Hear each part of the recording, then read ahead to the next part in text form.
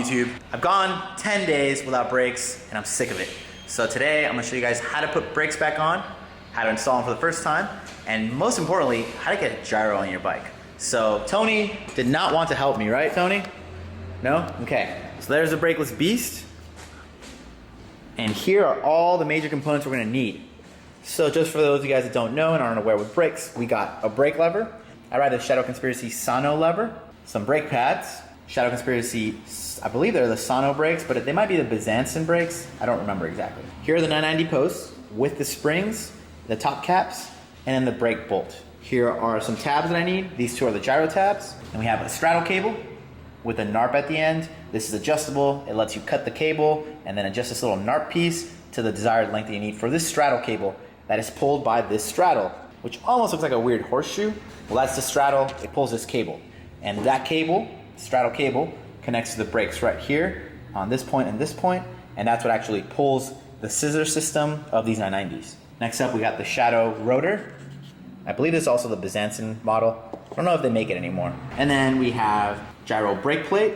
We have the gyro bottom cable already connected to the straddle and connected to the barrel adjuster and one of the tabs. And then lastly, we got the gyro upper cable.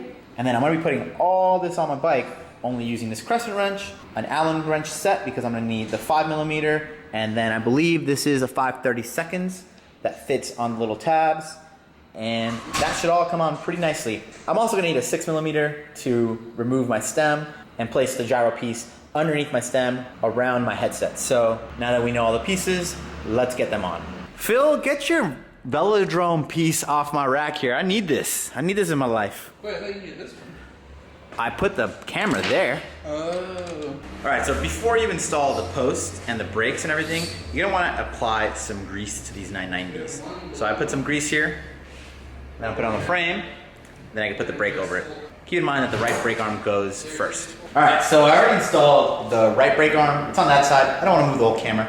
The same thing happens to the left side. The left arm goes above the right arm. But basically what you do is the 990 post goes on the frame, and then the brake is gonna go over the 90 post. So to bypass that, all you have to do is put the 990 post in the actual brake, put the bolt through the brake cap and the spring, and then place it on the frame and thread her in. I also didn't wanna bore you by showing you guys that I put grease on all this stuff, but yeah, there is some light grease on here. Also, one thing I should mention, the reason why a lot of people don't ride brakes is because you have to keep your wheels nice and true. Since I've been brakeless, I've been a slop dog, just doing all kinds of crazy things all day. So my wheel isn't that true, so when I'm done putting the brakes on, I'm gonna have to true that out too. All right, I'm using this 5mm ratchet one just because it's easier, but you can use the other one if you're lazy. I, on the other hand, need to expedite this process. So, all right, so once the bolts are nice and snug, what you do is you get a crescent wrench, and then you're gonna spin the spring to tighten it a little bit. You wanna go counterclockwise, just a few degrees. You don't want to go OD, and then you want to just check the tension. So I like mine to be a little springy, but I don't want to work out my fingers, so I don't have it super tight. Right now it's a little too loose, so I'm going to add a little more tension. And you do that by just turning the top cap again counterclockwise. And then once you got the position that you want, or you want the spring back that you want, then all you got to do is now tighten up the bolt completely. You don't want to OD, you don't want to crush the spring. You just want to give it a nice little touch, nothing too crazy. All right, so this one's good. Go to the other side.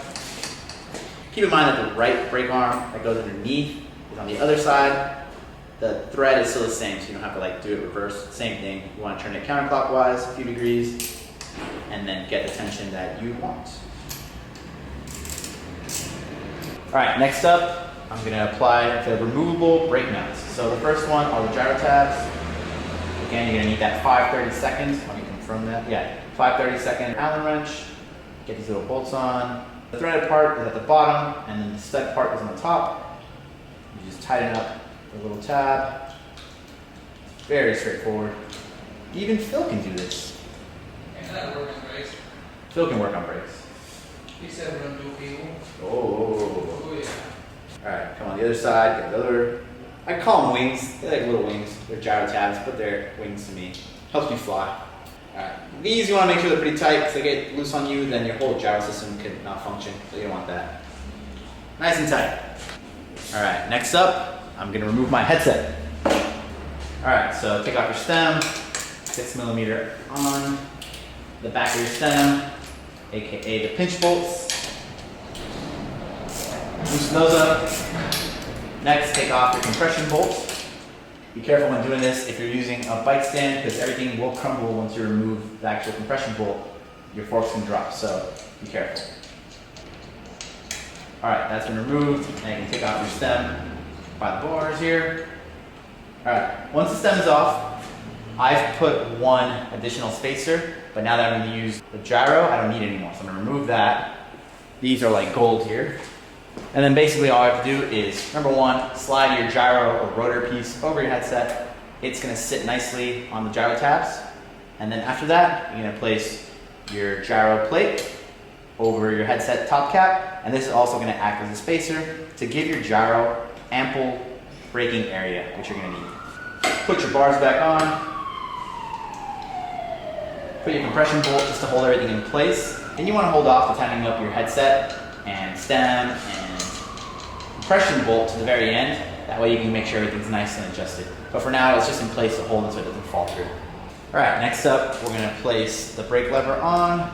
This uses a 5mm Allen as well. Basically, I don't like to get cut by the lever, so what I do is I have an old flange because these grips that I run, the Mike Putter S&M grips, they don't have a flange. So I have an old flange from another grip. I slide it over and just put it over the brake lever to protect my dainty little fingers. All right, that's on. You open the hinge on the brake lever, you put it on, close the hinge, and then tighten her up, and she's on your bars. Make sure never to rush any of this stuff, because if you strip one of these bolts, you're gonna hate yourself for a few years. And then don't tighten anything too much, because you're still gonna need room for adjustment at the very end. Place the lever where you want it exactly. And doing that on the bike stand doesn't help, so if you do it with the bike on the floor, much more convenient. All right, lever's on, gyro's on, all the tabs are on. Now we just put the upper brake cables first. Pretty straightforward. There's a barrel at the very end of the cable. This slides. On the back of the brake lever, there's a hole that this is gonna go insert into. You slide it through, and then basically there's a slit here, and then you pull the cable through the slits, adjust your barrel so that all the slits are lined up. Place your cable there, and then usually I like to run the cable on the front of the bars. These are asymmetrical. One cable is going to be shorter than the other, so the shorter cable comes on the shorter side, and obviously the longer cable goes on the longer side. Once that's on, all you gotta do is tighten up these barrel adjusters. You can adjust that at the very end. Right now we're just going to get them on, and then worry about their adjustment at the very end. Make sure the brake cables are all lined up properly. That way the inner cable can slide smoothly. Okay, that looks fine. Now we put on the bottom ones. All right, next up, the bottom brake cable. All you have to do is, again, slip the cables through each side of the gyro piece. So the first one I'll do on the right side. You place it through the gyro tab. You tighten up the barrel. All right, so make sure that this cable goes in between both the top tube and the down tube. You don't want it to go underneath it, which is what I just did. You want to make sure it goes through this triangle here. So beneath the top tube and above the down tube. And then slide it through. All right, that's all set. All right, and basically now the last thing to do before we actually finish everything off is to place this tab here on the frame with another bolt, place the straddle cable, and then put the brake pads on, and then we dial it all up. All right, we make sure that the last tab is on and secure, tighten that up real nicely. This tab is the brake cable guide at the very end, and this is gonna guide the lower gyro cable, and then it holds the straddle, which then pulls the straddle cable, which then pulls the brakes. All right, so my straddle cable is already cut down to size because I was just running these brakes. I'm just putting them back on.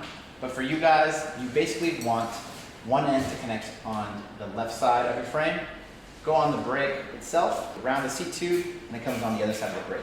And basically this distance, you want it to where you pull the brakes, you want it to have like a 3 to 4 inch gap from the seat tube. And then when you release them, there should be still a little bit of area. So there should be about 1/2 inch to 1 inch of space. So that's how you want to cut that cable.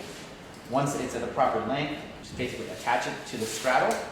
And even though right now they're not fully finished, you should be able to feel everything kind of smooth, even though it's not fully adjusted yet. So yeah, so they don't feel too bad. The rest is just basically making sure your cables are nice and lubricated, making sure that the tension is not too much or too little, and then placing the actual brake pads.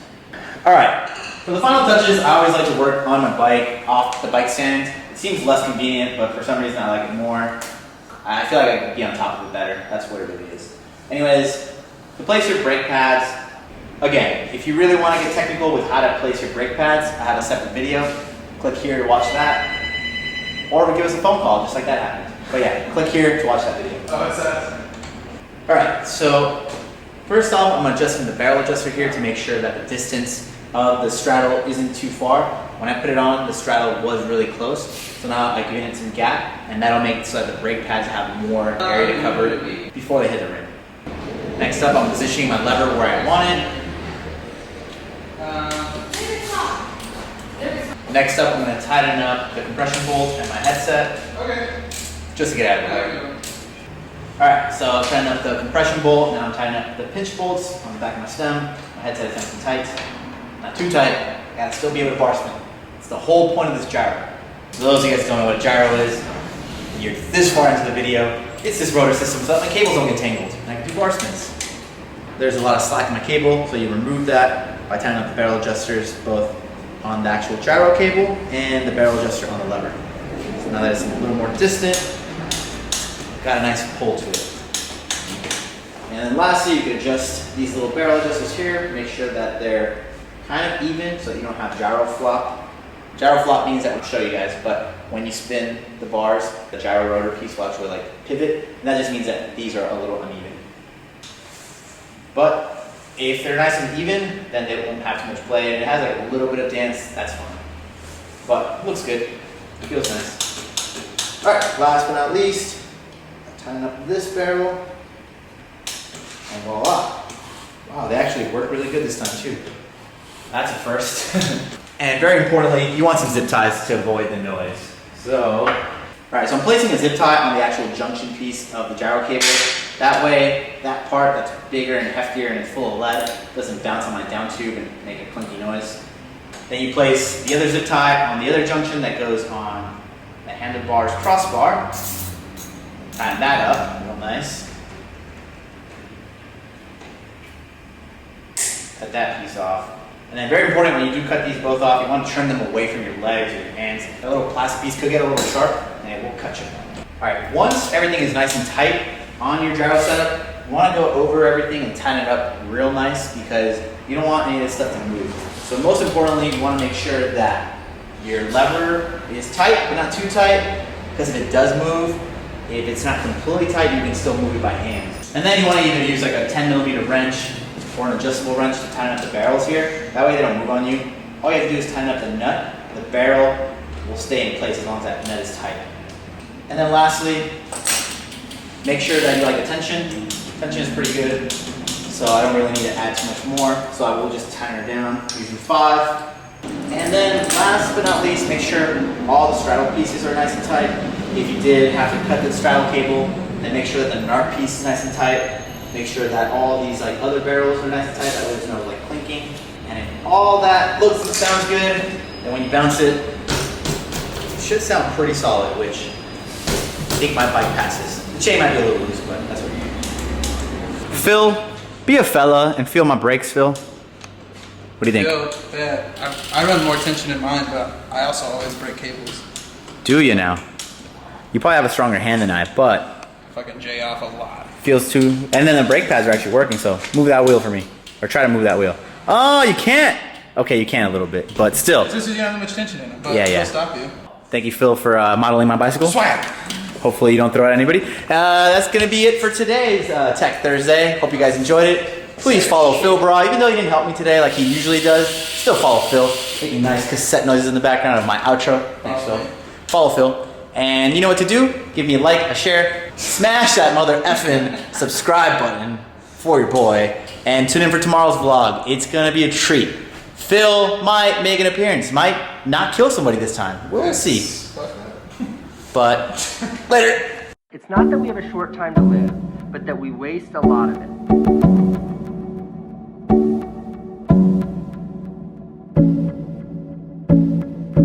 Not that we have a short time to live, but that we waste a lot of steam.